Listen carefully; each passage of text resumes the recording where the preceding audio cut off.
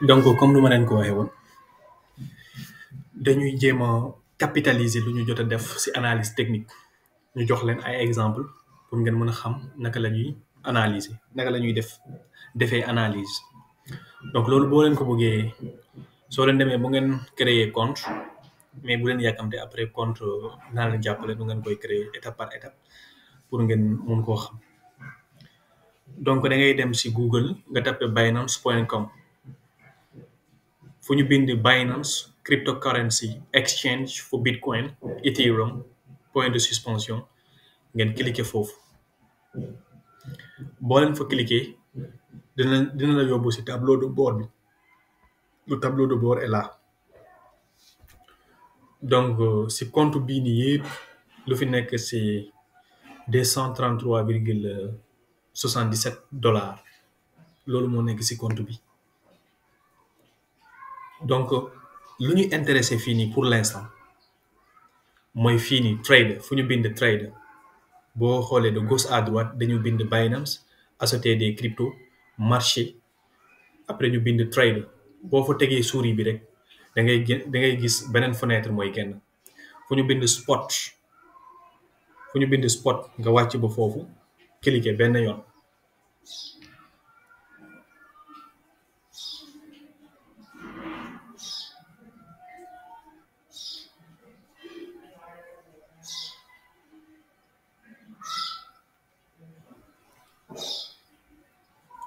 voilà donc on a la plateforme là on va faire le trading spot fii la ñuy defee trading spot fii trading spot boo déggee trading spot c'est du trading qu'on va faire sans effet de levier c'est du trading qu'on va faire sans effet de levier effet de levier mooy par exemple yow da nga am $1000 wala disons $100 $100 yooyu noonu nga dugal ko ci benn plateforme nga jokkoo ñi gérer plateforme bi pour notre cas c'est Binance foofu ngay déposer $100 yi ba pare après waa Binance ñoom nga laaj leen effet de levier de 10 maanaam fois 10 nañu multiplier sa capital bii nii fois 10 donc au lieu de trader avec 100 tu vas trader avec 1000 parce que c'est 100 fois 10 moo lay jox 10 moom moo lay jox 1000 donc avec ces 1000 là li nga mënoon a gagner ak $100 peut-être avec 1000 tu vas multiplier ça par 10 pour que sa gain bi di gën a yokk mais gain bi tamit loolu tamit ça comporte des risques parce que plus le gain potentiel est élevé plus aussi le risque est élevé moo tax dafay am des niveaux de liquidation maanaam boo demee nga ne prix bi dina yokk ba temps fekk yokkuwul ba foofu dafa wàññi le sens contraire bi moo ñëw c'est de l'argent en moins ah oui c'est des dollars en moins donc loolu moo tax c'est très risqué lu gën a am sûreté ak sécurité moom mooy c'est le trading spot surtout pour un débutant man damay def trading future mais très rarement su ma demee ba ma gis ni lii moom c'est une opportunité sûre à 90% ci lay dugal sama xaalis pour tout simplement am voilà très rapidement une somme importante et génn je ne joue pas avec ça donc suivez bien les consignes donc fii boo fi ñëwee pour la première fois da ngay xaw a jaxasoo quoi parce que lii nii tu ne l'as jamais vu mais c'est rien c'est simplement des écritures yoo xamante ne mën nañ koo comprendre boo xoolee si partie gauche bi nii partie gauche bi fii partie gauche bi c'est le carnet d'ordre qui est là c'est le carnet d'ordre c'est les ordres en rouge c'est les ordres de vente en rouge c'est les ordres de vente maanaam yow boo newoon da ngay jaay ay crypto-monnaie boo ñëwee sur le marché spot nga jaay ay crypto-monnaie ordre bi fii lay affiché wu fii mais ça n'a pas beaucoup d'importance le carnet d'ordre tu vois boo ñëwee côté bi fii en vert c'est les kii c'est les ordres d'achat bu fekkee da ngaa jënd da ngaa émettre ordre d'achat da nga ne da ngaa joxe ordre pour ñu jëndal la loolu mooy ordre en bourse on ne parle pas d'acheter ou de vendre mais c'est des ordres on parle d'ordre ordre d'achat ordre de vente loolu ngay dégg donc boo defee ordre d'achat mooy jënd donc ordre bi day affiché wu fii donc lii nii da ngay gis ni donc il y a pas d'importance pour vous li fi am importance mooy peut-être fii boo delluwaatee nga ñëw à gauche pardon à droite dafa am fu ñu bind recherche fii nii recherche fii nii crypto-monnaie boo bëgg a rechercher rek fii nga koy rechercher su la neexee nga bind bitcoin gis nga bitcoin mooy génn bitcoin mu ngi nii bitcoin USDT BCH USDT le bitcoin cash BTC Fonds lii yëpp ay stable coin la léegi fii boo fi cliquer fii ça veut dire que c'est les pairs entre le bitcoin entre le BTC nañu bind BTC parce que c'est le symbole du bitcoin donc daf lay génneel bitcoin kese la lay génneel fii nii gis nga lii nii yëpp bitcoin la mais bitcoin avec USDT fii boo cliquer woon fii nii daf lay génneel bitcoin ak FDUS boo cliquer fii nii mu bindal la BTC TUSD boo cliquer fii mu bindal la bitcoin BUSD yii nii yëpp ay stable coin lañu stable coin boo ko déggee dafay suivre la valeur du dollar américain dollar américain fépp fu toll rek stable coin yii nii tamit foofu lay toll dafay suivre la valeur du dollar le cours du dollar donc c'est la même chose donc nañu dellu si USDT parce que USDT mooy stable coin bu ñuy gën a utiliser donc fii boo buggee par exemple gis Solana tamit Solana son symbole c'est sol gis nga daf lay génneel Solana adossé au USDT Solana adossé au FDUSDT Solana adossé au TUSD Solana adossé au BUSD tu vois donc fii bépp crypto-monnaie boo bëgg a rechercher rek fii nga koy dugal symbole bi wala bu la neexee nga bind ko yépp après mu woon la da ngay gis son prix fii nii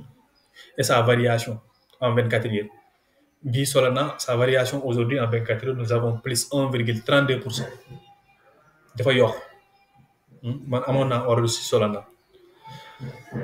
donc lii partie gauche bi lii moo ci am importance alors léegi nga ñëw fii nii ci kaw fu ñu bind Solana USDT ñu bindal la fii nii prix bi c'est le prix du Solana 63,65 c'est le prix repère pour l'instant Solana loolu lay jar 63 benn Solana mu ngi jar 63,6 mais day yëgg ka wàcc variation en 24 heures ñu bindal la ko fii le plus haut en 24 heures ñu ne 64,60 et le plus bas en 24 heures c'est 61,50 le volume Solana en 24 heures c'est 6 968 373,85 mais ça varie quoi volume 24 heures USDT en USDT ici c'est en Solana ici c'est en USDT le volume en 24 heures en Solana l'unité de compte ici c'est le Solana mais ici l'unité de compte c'est en USDT mais léegi ñun dañuy dem ci graphique baa ngi nii dama ci doon def ay analyse donc lii yëpp dinaa ko dindi boo xoolee fii nii boo ñëwee fii nii ci kaw di nga gis ñaari flèche yoo xamante ne beneen bi dafa orienté wu ci kaw beneen bi orienté wu ci suuf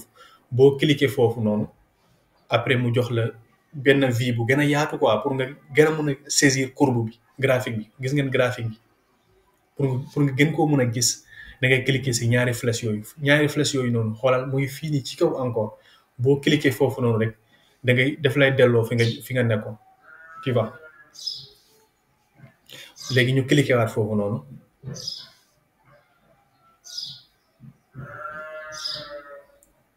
très bien gis nga mu ngi nii léegi boo cliquer foofu noonu nga am vue bu gën a yaatu ci graphique bi Solana USDT ñu ngi ko bind fii nii le temps les unités de temps yi nii laa leen doon wax dafa am 1 seconde 15 minutes 1 heure 4 heures 11 jours une semaine su la neexee nga yokk unité de temps bi si flèche bii nii unité de temps yu bëri ñu ngi fii nii un mois su la neexee un mois il y a beaucoup d'unités de temps que vous pouvez utiliser ici mais lu ma leen waxoon si cours bi mooy 4 heures 11 jours ak une semaine parce que plus l'unité de temps est, est grosse et élevée, plus vous avez de bonnes tendances. Plus l'unité de temps est élevée, plus vous avez de bonnes tendances. Mais si vous avez des unités de temps,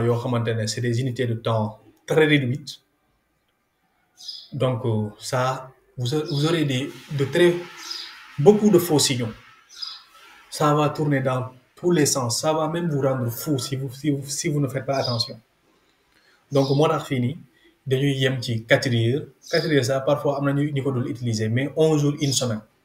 lii mooy doon priorité bi mais 4 heures tamit mën nga ko utiliser pour faire du multi-time frame maanaam une analyse sur beaucoup de périodes sur 3 périodes donc boo xoolee si suuf date yi ñoo fa nekk si suuf a suuf da ngay gis ñu bind septembre 2021 mai septembre 2022 loolu c'est l'axe des abscisses boo xoolee à droite c'est l'axe des ordonnées axe des ordonnées mu ngi nii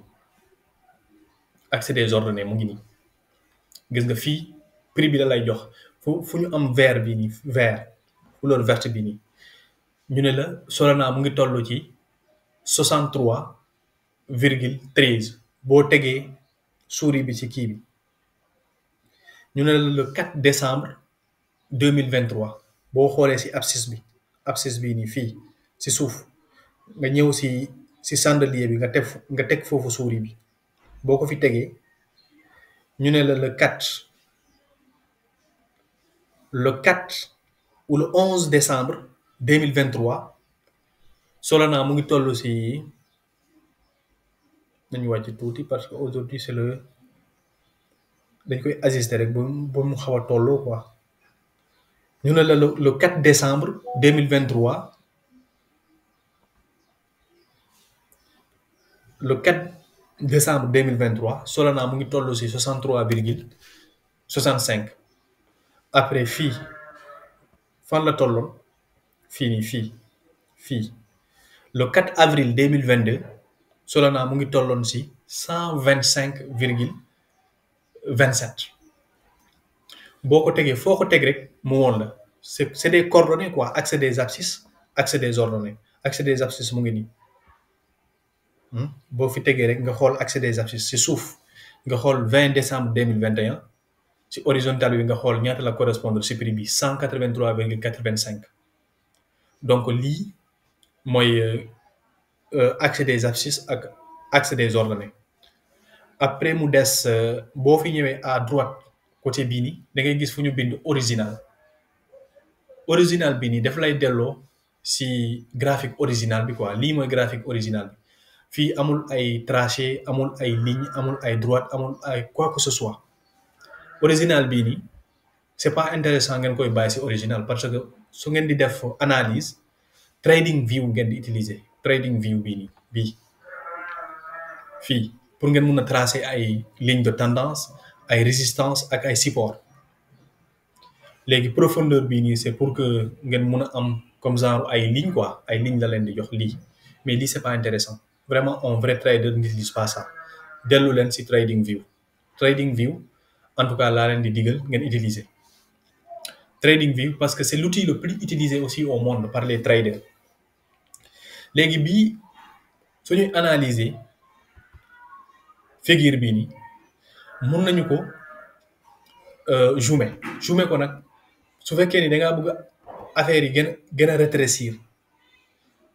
da ngay cliquer si axe des ordonnées ñaari yoon wala tak nga xëcc si suuf day rétrécir mais boo bàyyee nga cliquer waat tak nga xëcc kon graphique bi day gën a feeñ tak nga xëcc ci kaw graphique yi day gën a feeñ boo ñëwee si partie bii nii nga cliquer ñaari yoon nga xëcc da ngay gis li nekkoon si suuf di génn tak xëcc gis nga lii nii voici le graphique de manière beaucoup plus saisissante lii nii su ngeen di fàttaleeku buñ doon def sunu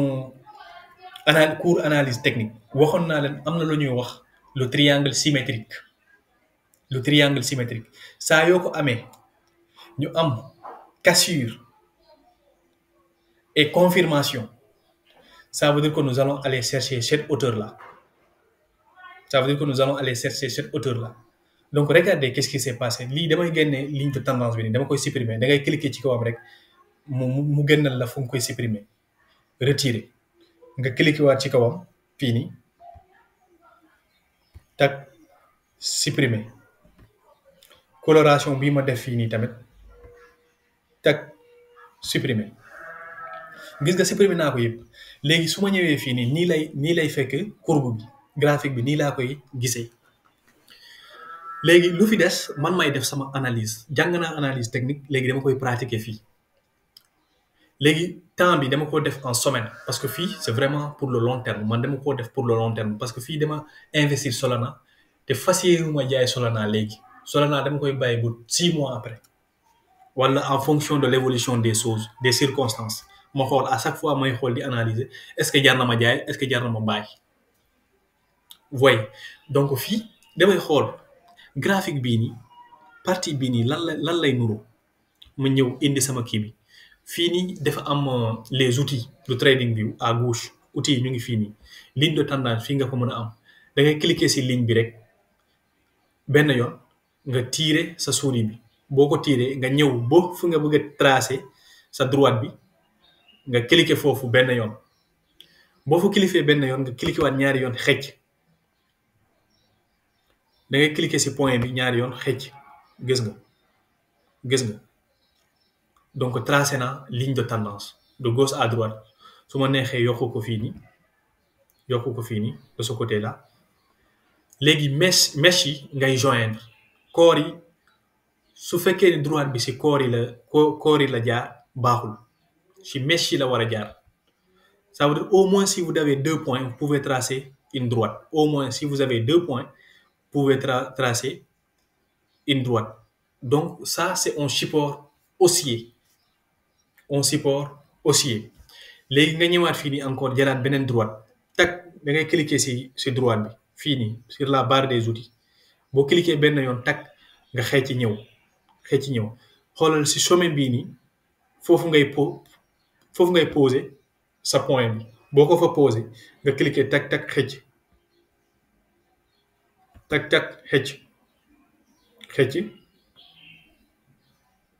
ma joindre fii tamit au moins 2 points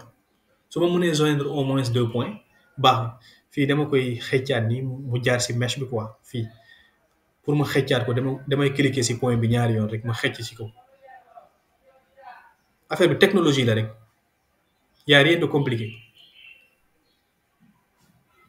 donc c'est ça tak ma bàyyi fii nii donc am naa ñaari point cette droite là elle passe par ce premier point et ce deuxième point là donc c'est une bonne droite mais ci mèche yi la war a jaar ci mèche yi donc bu jaaree foofu noonu après lan la am j'ai un triangle symétrique lan la ñu waxoon hauteur bii la ñu war a dem wut hauteur bii nii hauteur triangle bi ñu xool triangle bi mu ngi commencer di former à partir de ce niveau là fii parce que fii dañu am cassure ñu wàcc ci suuf ñu demaat ñu retester waat cette trend line cette ligne de tendance baissière ñu wàccaat ñu demaat ñu retester waat mais mujjewuñu ko kii ni jot ñu delluwaat nag nous avons été repoussés pour rejoindre l'autre niveau bas kon bii moo nekk hauteur triangle bi bii parce que bu mu jógee fii nii directement dafa ñëw fii nii non astaghfirullah bii la saa bii parce que point bii nii moo laal la résistance baissière mais point bii nii tamit moo njëkk a laal la résistance haussière bii moo njëkk a laal la résistance haussière bii après boobu noonu directement dañu dem laal une résistance un support haussier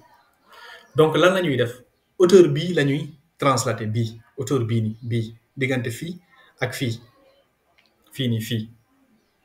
donc moo tax damay ñëw ci barre des outils toujours barre des outils boo wàccee da ngay gis fu ñu bind règle bi fii mi-jeu da nga koy teg foofu noonu rek après mu bindal la mesure nga cliquer mesure foofu noonu benn yoon nga koy cliquer nga ñëw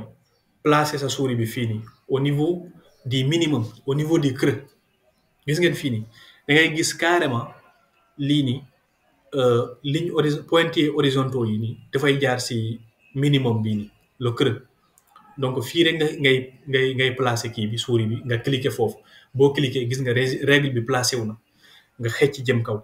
doo cliquer ñaari yoon de da ngay cliquer benn yoon rek xëcc jëm kaw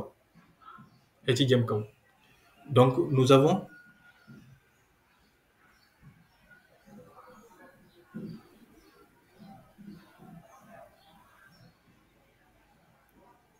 nous avons une target de 282,07%. 282,07%. Ça veut dire que nous allons faire une hausse de 282,07% après la cassure. Après la cassure et une confirmation par le haut. 282, retenir l'indini, pour cent. Les xaar ma dindi ko ma xool après la cassure 282% yooyu noonu fan lay correspondre xaar ma xëcc ko ma wàcceewaat prix bi ci suuf ma ñëwaat fii nii ma cliquer encore si règle bi tak ma ñëw après la cassure fii la fii mu nekk cassure bi confirmation am na xam nga lii laa leen waxoon si analyse technique nga cliquer foofu nga mesurer 290 jëm kaw 290.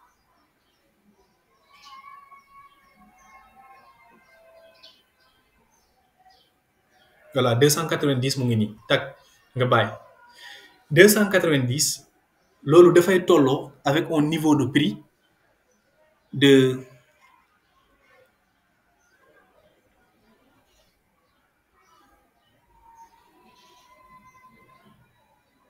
ma génne ko ma defar ko ba mu leer donc lii fii après la cassure tak xëy ci dem ba 290 290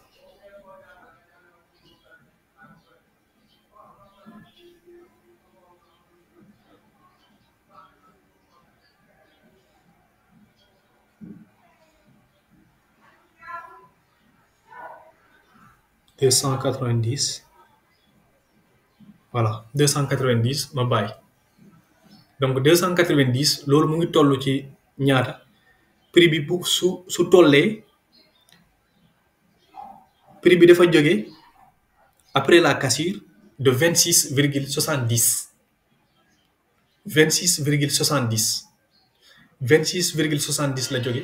après ñu dem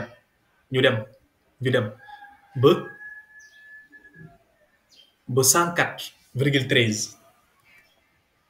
léegi yow prix bi su eggee foofu nag foofu noonu ça veut dire que tu as fait ce profit là après la cassure et la confirmation profit bii nii ngay def mais c'est vraiment sur le long terme c'est sur le long terme pour ay 3 mois ça mais mun naa nekk ça dans une semaine parce que volatilité marché bi moom ça dépend mais encore le hic encore dans ce cas là problème bi si affaire bii nii non seulement bien vrai que triangle symétrique la ñu am et puis il y a une validation de ce triangle symétrique et puis la target c'est à ce niveau là le niveau des 104,13 profit on profit vraiment énorme mais il y a ici une résistance assez importante lan mooy résistance xam nga fii nii Solana boo ko xoolee buñ ko listé fii nii dañoo jóge fii nii ñu def un premier pic ñu dellu ñu defaat un premier pic ñu dellu tuuti ñu demaat ñu def benn tendance haussière après ñu atteindre benn pic ici à ce niveau-là depuis lors nous sommes en train de suivre une tendance baissière mais dañoo ñëw ba fii nii nous avons été supportés ici ce niveau-là nous a supportés nous a repoussé vers le haut et nous sommes repartis vers le bas pour aller former ce triangle-là. Maintenant, ça c'était un support donc. Maintenant, quand nous arrivons à ce niveau-là, il se peut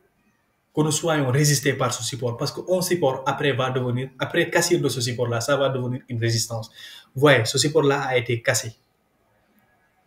Dañu casser support bi ni donc bu ñuy delluwaat